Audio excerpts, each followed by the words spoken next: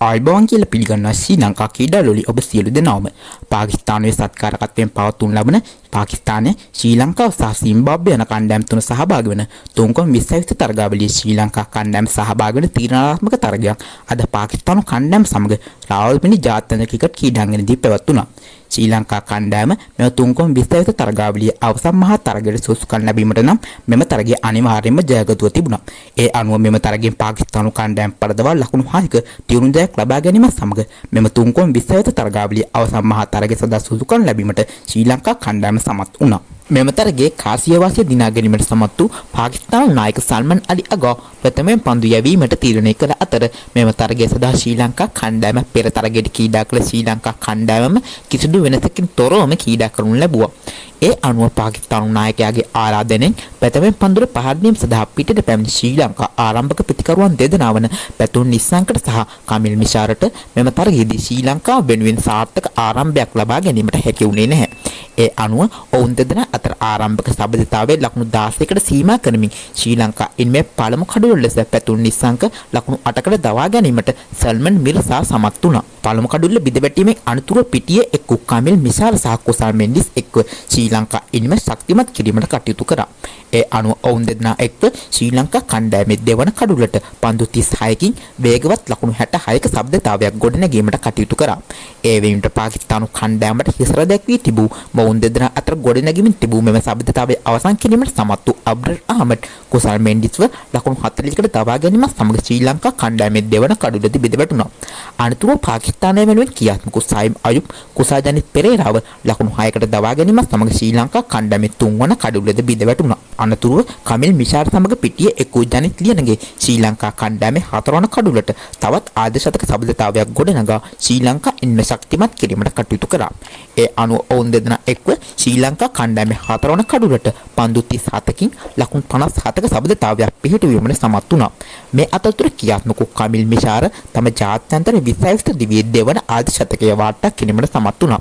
ඒ වෙනුවට පාකිස්තාන කණ්ඩායමට හිසර දැක්වී තිබූ ඔවුන් දෙදෙනා අතර ගොඩනැගීම් තිබූ මෙම සබඳතාවයේ අවසන් කිරීමට පාකිස්තානය වෙනුවෙන් ක්‍රියාත්මක අබ්රල් අහමඩ් ඒ වෙනුවෙන් ශ්‍රී ලංකාව වෙනුවෙන් පිටියේ ස්ථාවර ක්‍රීඩා කරමින් සිටි කමිල් මිෂාරව ලකුණු 76කට දවා ගැනීම සමග ශ්‍රී ලංකා කණ්ඩායමේ හතරවන කඩුල්ලද බිඳවැටුණා. අනතුරුව පිටියට පැමිණි ශ්‍රී ලංකා නායක දසුන් ශානක ජනිත් ලියනගේ සමග පිටියේ එක්ව ශ්‍රී ලංකා ඉන්ම විශාල ලකුණු පොරක් කරගෙන යාමට සමත් වුණා. ඒ අනුව දසුන් ශානක ජනිත් ලියනගේ සමග එක්ව ශ්‍රී ලංකා කණ්ඩායමේ පස්වන කඩුල්ලට පන්දු 19කින් ලකුණු 31ක සබඳතාවයක් ගොඩනැගීමට සමත් වුණා. ඒ අනුව පාකිස්තාන පන්දු යවන්න හමුයි නීත පන්දු වාර 20 අවසානයේදී කඩලු 5ක් ලැබී ලකුණු 184ක අභියෝගාත්මක ලකුණු පෝරුවක් නිර්මාණය කිරීමට ශ්‍රී ලංකා පිටිකරුවන් සමත් වුණා.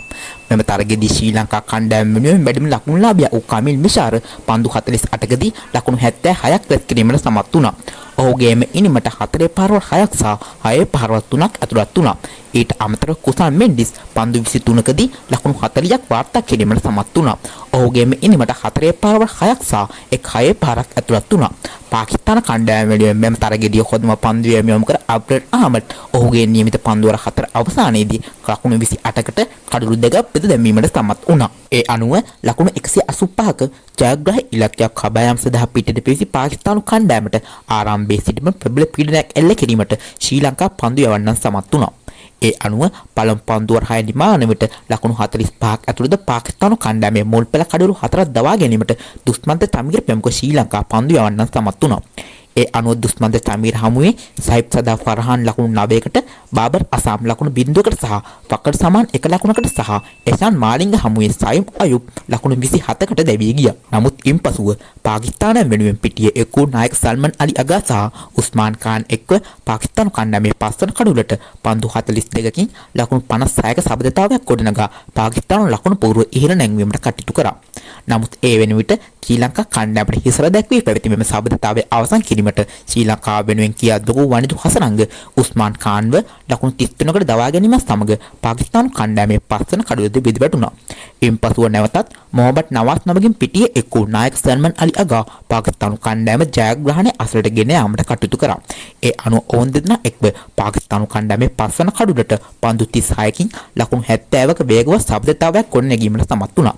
ඒ වෙනුවට ශ්‍රී ලංකා කණ්ඩායමට ප්‍රබල තර්ජනයක් වෙමින් පැවති මෙම සබඳතාවයේ අවසන් කිරීමට ශ්‍රී ලංකාව වෙනුවෙන් වෙනුවෙන් ක්‍රියාත්මක එෂාන් මාලිංග මොහමඩ් නවාස්ව ලකුණු 27කට දවා ගැනීම සමග පාකිස්තානු කණ්ඩායමේ 6 වන කඩුලද බිඳ වැටුණා. ඒ අනුව පාකිස්තානු කණ්ඩායමට මෙම තරගය ජයග්‍රහණය කිරීම සඳහා අවසන් පන්දු වාරයේදී ලකුණු 10ක ඉලක්කයක් හිමිවුණු අතර ශ්‍රී ලංකාව වෙනුවෙන් අවසන් පන්දු වාරයේ යැවීමේ වගකීම දුස්මන්ත තමීර හට හිමි වුණා.